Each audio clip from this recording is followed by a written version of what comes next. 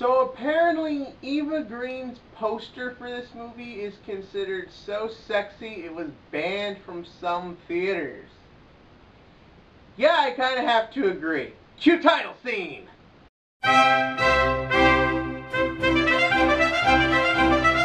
Sin City, A Dame to Kill For is the 2014 sequel to, I believe, the 2005 film noir Sin City.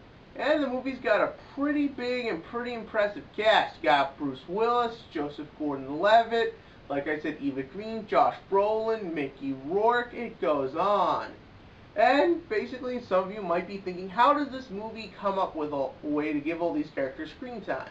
Well, I'll get to that in a second, but first, the visual style. Now, if you couldn't tell, this film's in black and white, film noir, and like the last one was. And what a lot of people don't understand is that's the way the comic was, too. This is based on a Frank Miller graphic novel. Frank Miller did works like The Dark Knight Returns, Sin City, and he's been involved in films before. He was a producer on the last Sin City, and he directed... Ew. Let's just forget about that one. Anyways, so the question becomes, does the visual style bring this comic book to the big screen? Yes!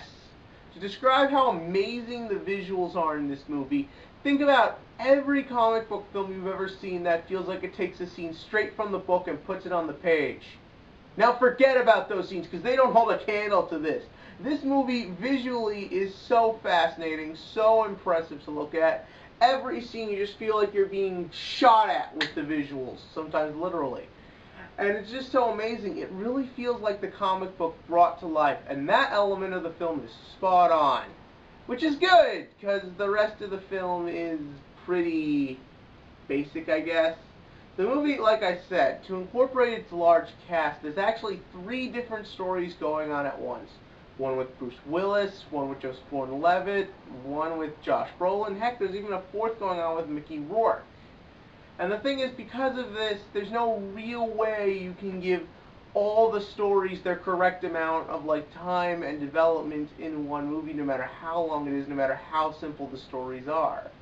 And it shows bad in this movie. I mean, each story is interesting. You got Joseph Gordon-Levitt, who's a gambler out for revenge.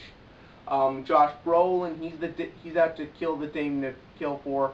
And Bruce Willis' story I thought was a little unnecessary. It's about stopping the mob. So is Mickey Rourke's. And to be perfectly honest, I kind of felt like none of these stories were particularly interesting. I mean, it's an interesting movie and a fun film to watch, but I sort of felt like because these visuals built it up so much, when I found out how plain and simple the stories were, it kind of was disappointing. I mean, acting-wise, everyone is trying, but as a whole, I can't say none of these stories really stuck out to me too much. I mean, everyone's cool, but I just couldn't find myself getting too much into the story. But I think if you just bring a big bag of popcorn, sit down, shut your brain off, this film is a lot of fun, very interesting to watch, a lot of cool action. I will say Sin City, A Dame to Kill For is a 7 out of 10 on the action movie scale. And what did you find interesting? In the comments section below, do you know any film noirs? Yeah, tell me your favorite film noir, or what comic book movies you think brought scenes from the page to the screen. And as always, click to like and click to subscribe, because movies are something to kill for. Yeah, that was lame, sorry.